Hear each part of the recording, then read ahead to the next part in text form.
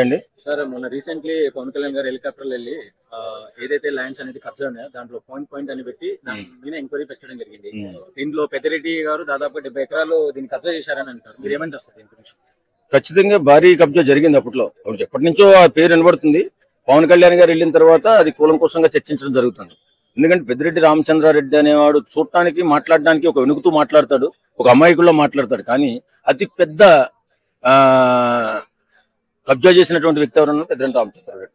అటవీ భూములను 70 ఎకరాలు అవి కాకుండా చాలా కబ్జా చేశారని చెప్పి వినబడుతుంది. ఖచ్చితంగా ఇవన్నీ బయటకు వస్తాయి. ఎందుకంటే పెద్దిరెడ్డి రామచంద్రారెడ్డి అంటే ఆయన ఏరియాలో ఆయన ఒక పెద్ద ఏమంటారు పెద్ద డాన్ అని తెలుగులో చెప్పాలంటే పెద్ద డాన్, భూదొంగ. అంత పెద్ద మొత్తంలో భూమి కబ్జా చేసినటువంటి వ్యక్తి వైఎస్ఆర్సీపీ నాయకుల్లో ఇంకొక లేరు. ఈయనే సాటి పెద్దిరెడ్డి రామచంద్రారెడ్డి గారికి. ఖచ్చితంగా పవన్ కళ్యాణ్ గారు వెళ్ళిన తర్వాత ఆయన నిజ స్వరూపం బయటపడుతుంది. ఇవే కాకుండా చాలా ఎకరాలు, 20 ఎకరాలు, 30 ఎకరాలు అక్కడక్కడ కబ్జాలు చేసినవన్నీ బయటకు వస్తున్నాయి. అటవీ భూములు అయితే 70 ఎకరాలు క్లియర్ కట్ గా తెలిసిపోయింది. అడవి లోపలికి మార్గం వేసుకోవడం, గెస్ట్ హౌస్ కట్టుకోవడం, అదంతా ఆక్రమించడం, అవన్నీ తెలుస్తున్నాయి. అవన్నీ మొత్తం బయటకు వస్తాయి. వాళ్ళ నిజాయితీ పరులుగా మాట్లాడినంత మాత్రాన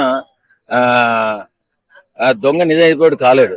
అది ఎప్పటికీ జరగదు. ఖచ్చితంగా ఆయనకు తగిన శాస్తి జరుగుతుంది. ఎందుకంటే ఆయన అక్కడ చేయని దౌర్జన్యం లేదు, దుర్మార్గం లేదు. ఈ రకంగా ప్రభుత్వాలు పరిపాలిస్తుంటే యువత భవిష్యత్తు ఏం కావాలి? వాళ్ళ ఇష్టానుసారం ఎక్కడ పడితే అక్కడ కబ్జాలు చేసుకుంటూ, దౌర్జన్యాలు చేసుకుంటూ, భయభ్రాంతులకు గురి చేసి ప్రభుత్వాలు నడిపితే ఫ్యూచర్ లో అందరూ అదే కోవలోకి వెళ్ళిపోయి అలా ప్రతి ఒక్కరు కూడా దౌర్జన్యంతో ముందుకు మా రాజకీయాన్ని కొనసాగిస్తే ఈవేళ సామాన్యుడి పరిస్థితి ఏమైపోతుంది? కాబట్టి అలాంటి వాళ్ళందరినీ తీసుకొచ్చి తొక్కి నారతీసి జైల్లో వేస్తే అప్పుడు ఒకరికొకటి బుద్ధి వచ్చి వద్దురా బాబు ప్రభుత్వ భూమి జోలికి వెళ్ళకూడదు అనే ఆలోచన వస్తుంది. అంటే సార్ ఇప్పుడు అడవిని కబ్జా చేస్తే ఏమొస్తుంది సార్? ఇప్పుడు నార్మల్ ఏదైనా ల్యాండ్, అగ్రికల్చర్ ల్యాండ్ కాకుండా నార్మల్ ల్యాండ్ కబ్జా చేస్తే ఫ్లాట్ ఏదో కట్టేయచ్చు. బట్ ఏంటంటే అలా కబ్జా చేయడం వల్ల మరి అందులో ఉన్న జీవులు ఎలా సార్? అందుకే కదా బయటకు వచ్చేది పులులు. పర్యావరణాన్ని నాశనం చేయడమే కాదు, ప్రజా జీవితాన్ని కూడా అస్తవ్యస్తం చేసే దుర్మార్గులు వీళ్ళు. అలాంటి దుర్మార్గులు ఉన్నప్పుడు ప్రజా జీవితం అస్తవ్యస్తంగా ఉంటుంది. చాలా జాగ్రత్తగా ఉండాలి అన్ని విషయాల్లో కూడా. ఎందుకంటే ప్రజల ఆస్తి అండి అది అనేక రకాలుగా ఉపయోగించుకోవచ్చు.